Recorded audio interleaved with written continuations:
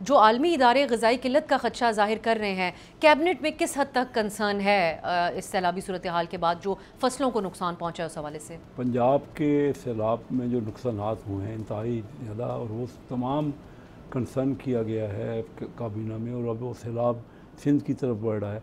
तो ये देखिए, सैलाब पहले भी आते रहे, हर चौथे पाँचवें साल सैलाब हमारे इलाकों में आता है। मेरा तल्लक छनियोट से है, और वो पूरा जो है दरियाई चनाब से पानी का फ़्लो होता है और सैलाब आता है। लेकिन इस बार का सैलाब कुछ ज़्यादा है।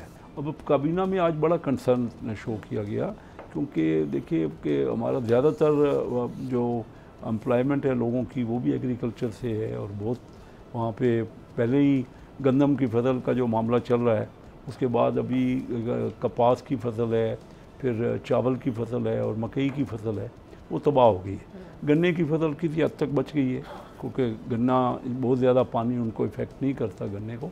लेकिन उससे, जैसे आपने कहा ना, इसमें कोई शक नहीं कि प्राइसेस में तो गंदम की कीमत अभी बढ़ गई हुई है, जो पिछले दिनों बहुत कम थी।